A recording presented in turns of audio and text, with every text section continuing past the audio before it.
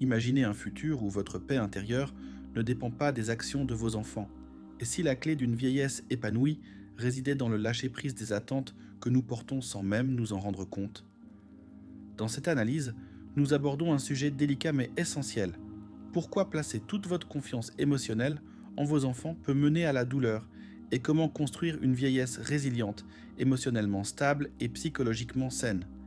Il ne s'agit pas de blâmer ni de rompre les liens, mais de trouver clarté et sérénité. Comme l'a dit Sigmund Freud, la liberté intérieure commence par la prise de conscience et la paix arrive lorsque nous cessons d'attendre que les autres changent pour combler nos vides. La relation entre parents et enfants, bien que sacrée, est chargée de complexité psychologique. Les parents, enfermés dans leur rôle de soignants, aspirent souvent à une réciprocité qui ne vient pas toujours. Les enfants, quant à eux, grandissent, s'éloignent et construisent leur propre vie, laissant les parents confrontés à des attentes non exprimées. Freud, dans ses études sur la projection, a expliqué comment les parents projettent leurs rêves, leurs peurs et leurs désirs non résolus sur leurs enfants, tandis que ceux-ci, à leur tour, projettent culpabilité, frustration ou indifférence. Quel est le résultat?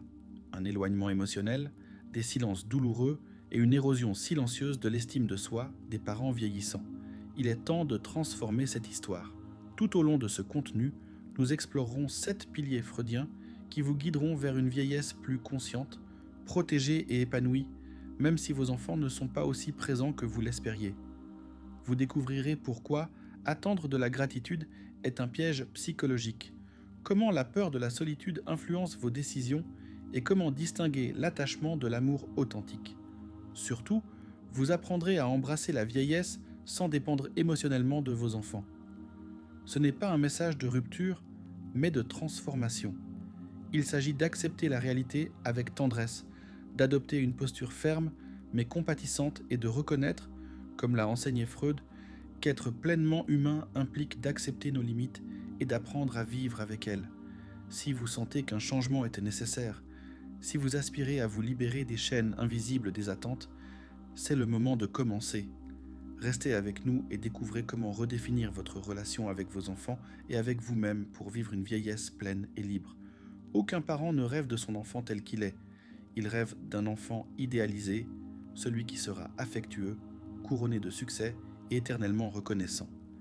Dès la naissance, les parents projettent sur leurs enfants leurs désirs, leurs craintes et leurs ambitions non réalisées, créant ce que Freud a appelé l'idéalasis, Panisi appelle l'idéal du moi.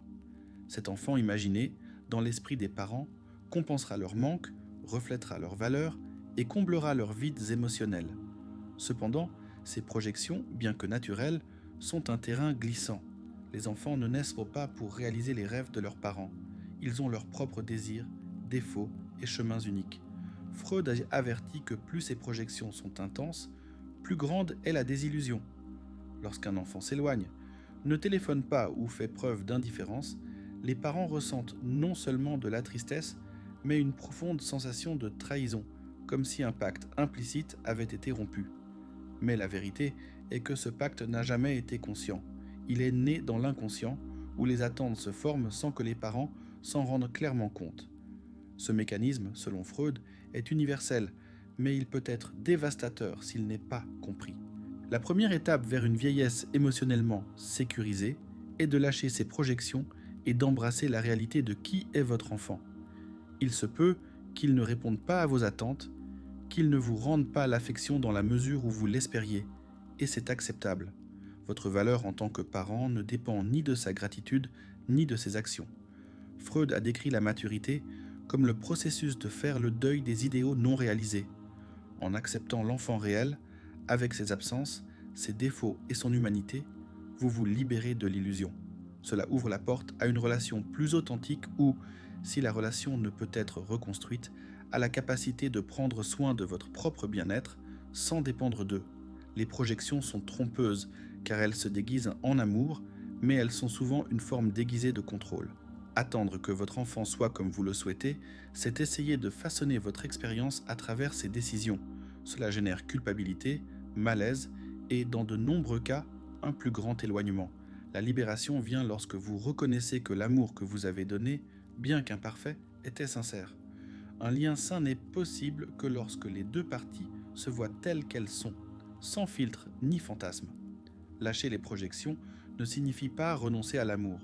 Cela signifie le rendre plus mature, moins idéalisé et surtout plus libre. La vieillesse vous offre une opportunité unique. Voir avec clarté ce qui était auparavant caché par l'espoir. Peut-être devez-vous faire la paix avec un enfant qui n'a jamais reconnu vos efforts. Peut-être devez-vous accepter que la relation ne sera pas ce que vous aviez rêvé. Dans les deux cas, le chemin est le même. Laissez la vérité remplacer le fantasme. Comme le disait Freud, nous ne pouvons nous libérer de la souffrance qu'en acceptant ce qui est réel, même si ce n'est pas ce que nous avions imaginé.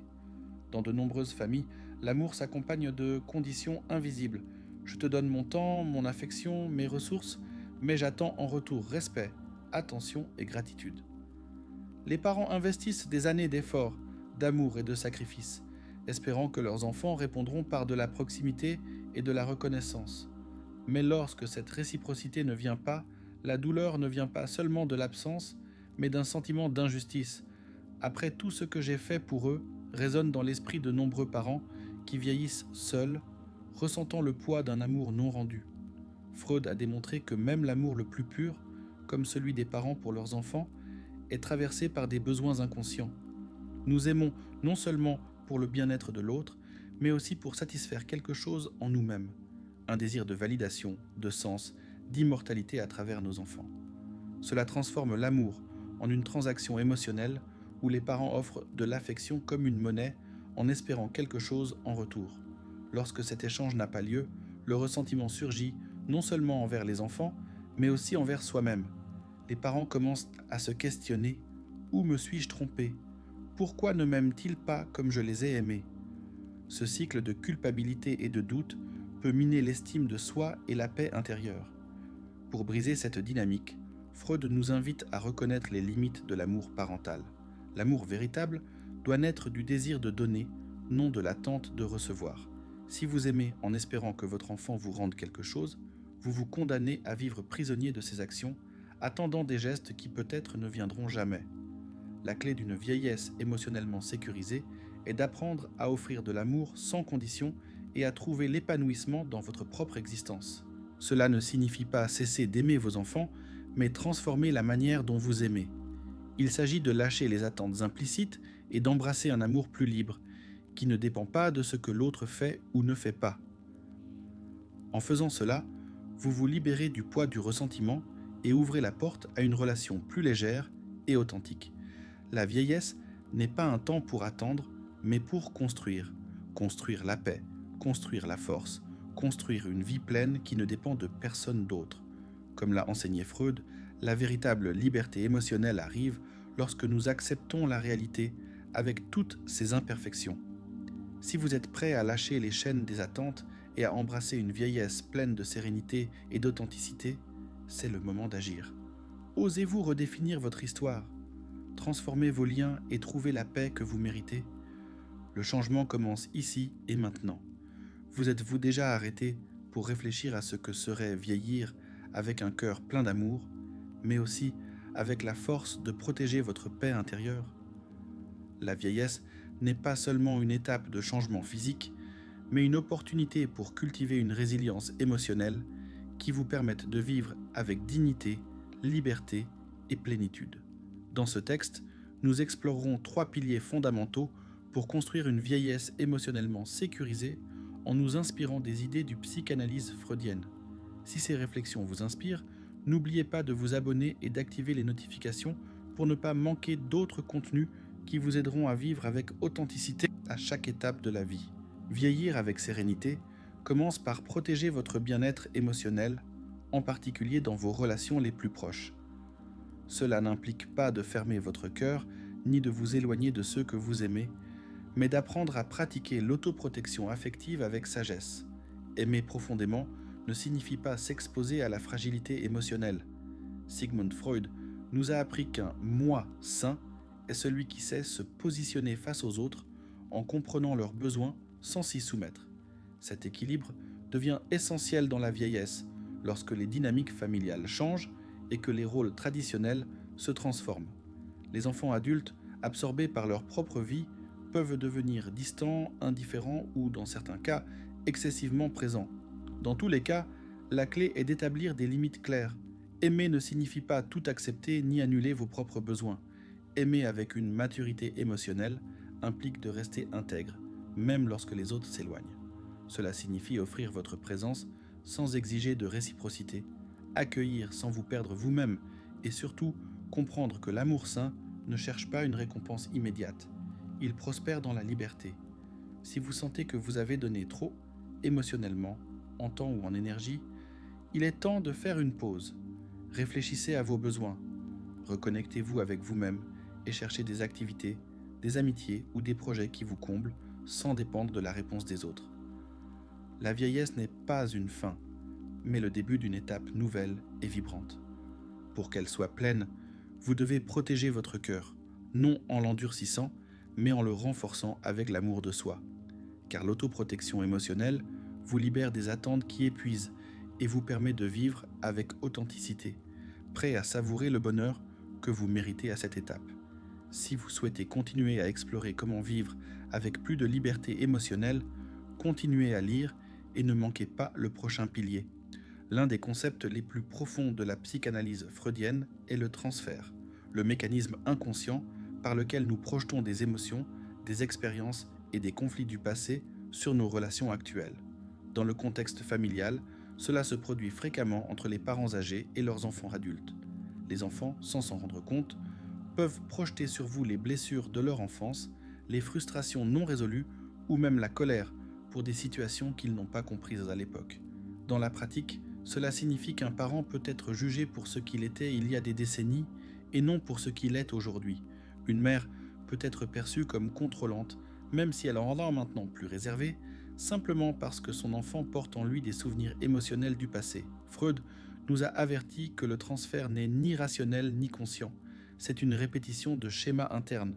Si vous n'êtes pas vigilant, vous risquez de finir par assumer des rôles qui ne vous correspondent pas, en portant des culpabilités pour des choses que vous avez déjà affrontées ou en vous sentant responsable de blessures que vous ne pouvez pas guérir. Le deuxième pilier est donc de rejeter consciemment ces rôles inconscients.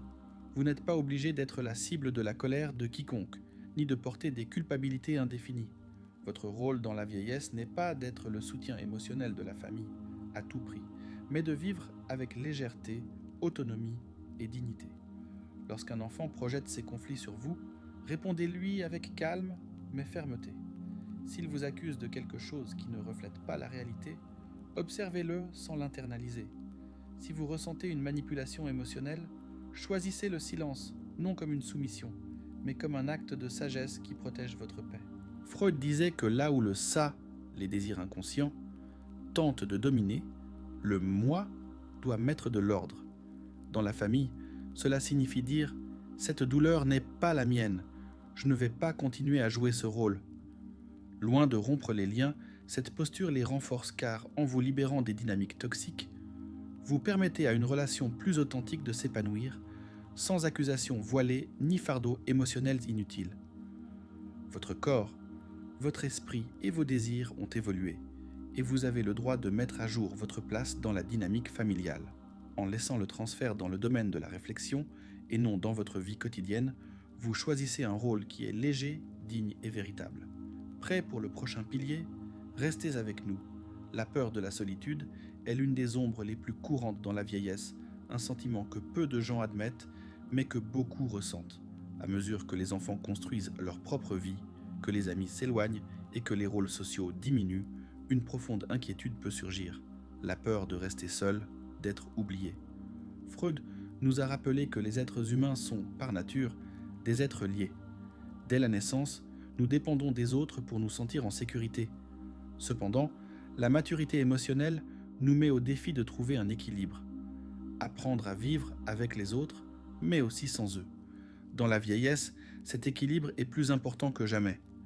De nombreuses personnes âgées tombent dans le piège de croire que leur bien-être dépend de la proximité de leurs enfants, que leur présence est synonyme de sécurité et de compagnie. Bien que ce désir soit compréhensible, il est aussi une source de vulnérabilité. Les enfants adultes ont leurs propres responsabilités, travail, famille, crise personnelle, et attendre qu'il soit pensé à votre principale source de soutien émotionnel peut générer des frustrations inévitables. Le troisième pilier est de transformer la peur de la solitude en une force puissante, l'autosuffisance. Cela ne signifie pas s'isoler ni rejeter l'affection, mais découvrir votre capacité à trouver du sens et de la joie dans votre propre compagnie. Freud nous a appris que l'esprit peut se réorganiser face à la perte et la diminution du contact quotidien avec vos proches est une transition non un vide. Embrassez cette étape comme une opportunité pour vous redécouvrir. Investissez dans des activités qui vous passionnent, un nouveau passe-temps, un cours, une communauté locale ou des amitiés partageant vos intérêts. L'autosuffisance n'est pas la solitude, c'est la liberté de vivre pleinement sans dépendre de la présence constante des autres. C'est construire une vie riche en expériences qui ne tourne pas uniquement autour de vos enfants ou de votre famille. En le faisant, vous vous protégez non seulement de la déception, mais vous enrichissez également vos relations. Car l'amour que vous offrez depuis l'indépendance est plus authentique et libre. La vieillesse est une étape pour vivre avec audace et authenticité. En transformant la peur de la solitude en autosuffisance, vous vous ouvrez à une vie pleine où le bonheur ne dépend pas des autres, mais de votre force intérieure. Vieillir avec une force émotionnelle est un art qui combine amour, limite et découverte de soi. En protégeant votre bien-être émotionnel, en vous libérant des rôles imposés et en embrassant l'autosuffisance, vous construisez une vieillesse pleine de dignité, de liberté et de sens.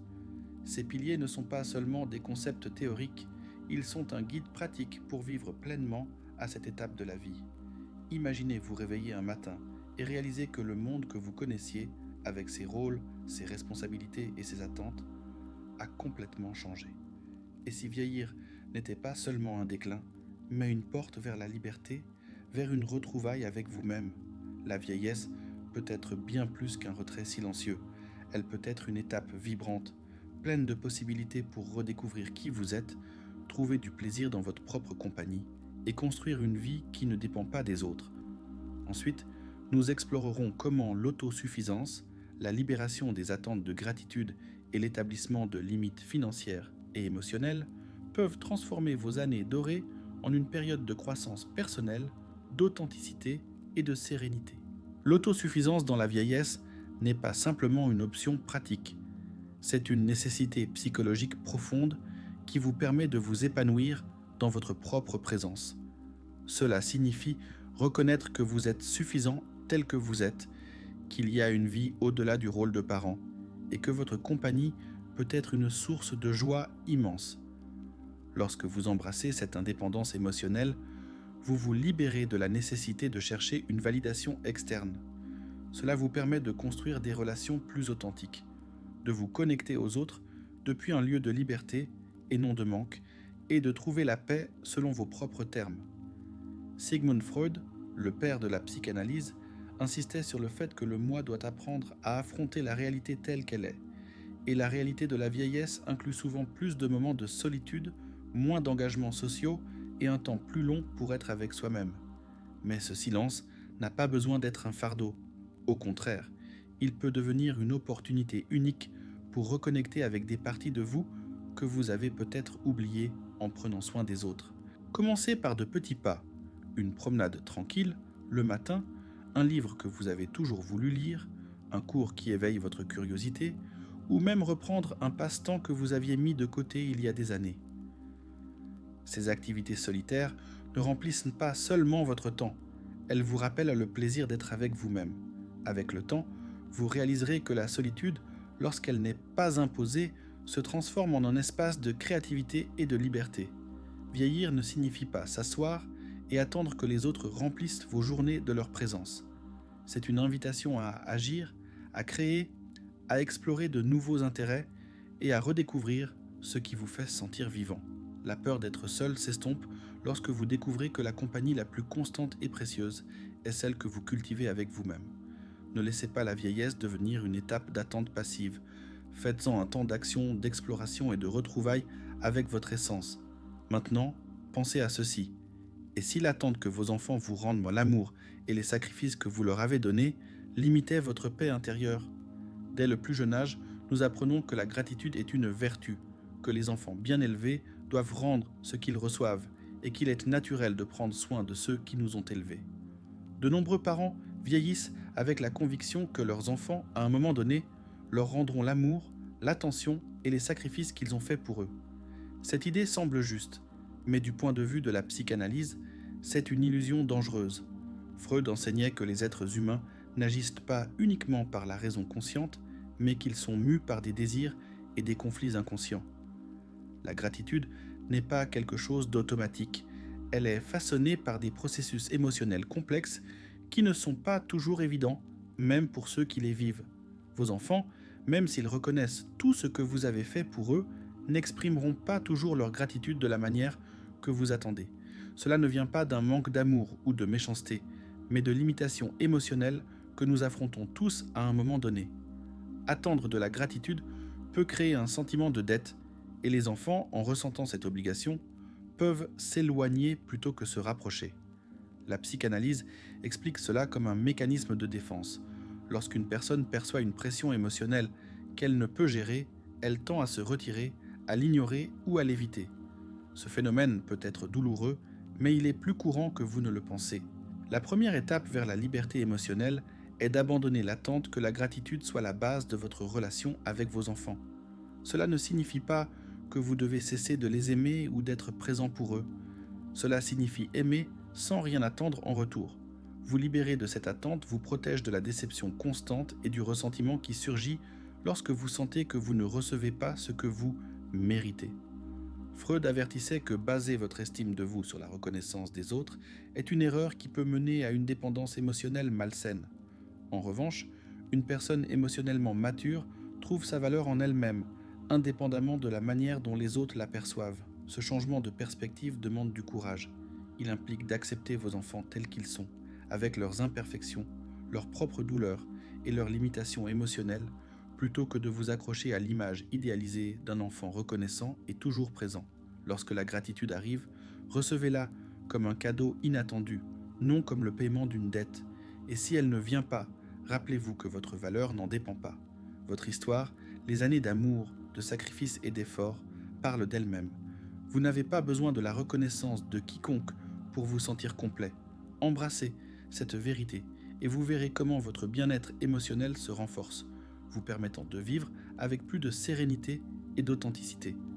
L'argent, quant à lui, est bien plus qu'une ressource économique. C'est un symbole chargé de sens émotionnel. Dans les relations familiales, en particulier entre les parents âgés et leurs enfants adultes, l'argent devient souvent un langage silencieux qui exprime l'affection, la dépendance ou même le contrôle. Il n'est pas rare que les parents offrent une aide financière, un prêt pour une urgence, un cadeau généreux, un soutien constant, dans l'espoir de garder leurs enfants proches. Derrière ces gestes, il y a un désir sincère de prendre soin, mais aussi un besoin inconscient de préserver un lien qui, autrement, pourrait s'affaiblir. Freud nous enseigne que lorsque l'argent et l'affection s'entrelacent, l'équilibre de la relation se rompt, et ce qui devrait être un acte d'amour devient une transaction émotionnelle. Lorsque vous mesurez l'amour ou la proximité de vos enfants par ce que vous leur donnez, vous perdez le contrôle de votre sécurité émotionnelle. Pire encore, vous permettez à l'argent de devenir le pilier de la relation, ce qui peut mener à des dynamiques destructrices. Vos enfants pourraient ne s'approcher que lorsqu'ils ont besoin de quelque chose, vous laissant dans une position de vulnérabilité émotionnelle. La solution réside dans la protection de votre indépendance financière comme un acte de soin envers vous-même. Vous avez travaillé toute votre vie pour constituer une réserve, aussi modeste soit-elle, et maintenant, plus que jamais, elle doit être au service de votre bien-être, pas de celui des autres. Freud parlait du surmoi, cette partie de l'esprit qui internalise les normes sociales et les attentes. De nombreux parents âgés ressentent de la culpabilité à refuser une aide financière à leurs enfants, comme si dire non les rendait de mauvais parents. Cette culpabilité découle de l'idée qu'un bon parent doit toujours être disponible, quel qu'en soit le coût personnel. Mais cet idéal, bien que noble, ignore une vérité fondamentale. Prendre soin de vous-même n'est pas de l'égoïsme, c'est une responsabilité. Établir des limites claires avec votre argent ne signifie pas fermer votre cœur. Cela signifie protéger votre paix et votre stabilité pour que vous puissiez vivre vos années dorées avec dignité. En maintenant votre indépendance financière, vous reprenez le contrôle émotionnel. Vous cessez de mesurer l'amour par ce que vous donnez ou recevez, et vous commencez à construire des relations basées sur l'authenticité plutôt que sur l'obligation. Ce changement n'est pas facile, mais il est libérateur. Il vous permet de prioriser vos besoins, vos projets et votre tranquillité sans sentir que vous trahissez ceux que vous aimez. La vieillesse est votre moment pour vivre pleinement, pour redécouvrir la joie d'être avec vous-même et pour protéger votre bien-être avec la même dévotion que vous avez autrefois donnée aux autres. Faites le premier pas vers cette nouvelle étape. Embrassez la solitude comme un espace de liberté. Lâchez les attentes qui vous lient au passé et protégez votre indépendance comme un acte d'amour-propre. La vieillesse n'est pas la fin de votre histoire, c'est le début d'un chapitre où vous êtes le protagoniste. Vivez ce temps avec courage, authenticité et la certitude que votre présence est suffisante. Un voyage vers la liberté émotionnelle et financière dans la vieillesse. Et si la clé d'une vieillesse épanouie résidait dans le lâcher-prise des attentes et l'embrassement de votre propre pouvoir? Imaginez une vie où votre paix mentale ne dépend pas de l'approbation ou de l'affection des autres, mais de votre capacité à rester ferme dans votre propre valeur. Cette réflexion explore 7 piliers profonds pour vous guider vers une vieillesse sécurisée et joyeuse, inspirée de la sagesse psychanalytique et de connaissances pratiques. Le coût de donner constamment. Dans un monde qui assimile souvent l'amour à donner, il est facile de tomber dans le piège de trop donner financièrement pour maintenir des relations. Mais que se passe-t-il lorsque votre générosité devient une chaîne? Céder constamment à des demandes économiques peut éroder votre stabilité, favoriser des relations déséquilibrées et engendrer du ressentiment. L'amour véritable ne se construit pas sur un don incessant, il découle du respect mutuel, du soin sincère et de l'affection désintéressée, ancrée dans quelque chose de plus profond que l'échange matériel. Lorsque les relations reposent sur l'utilité, elles cessent d'être de l'amour et deviennent des transactions. Pour vivre avec liberté et paix, vous devez cultiver une relation saine avec votre argent. Utilisez-le judicieusement pour assurer votre indépendance, votre confort et votre tranquillité. Résistez aux décisions impulsives, méfiez-vous des pressions émotionnelles déguisées en urgence et reconnaissez que votre valeur ne se mesure pas à ce que vous donnez, mais à la dignité avec laquelle vous vous conduisez. C'est votre moment pour vous prioriser, non par égoïsme, mais comme un acte de maturité. L'autonomie financière est plus que de l'argent, c'est le pouvoir sur vos décisions, c'est la capacité de dire non sans culpabilité, de dormir paisiblement en sachant que votre paix n'est pas compromise pour plaire aux autres. Freud nous a appris que l'équilibre mental provient de la gestion consciente de nos désirs et impulsions.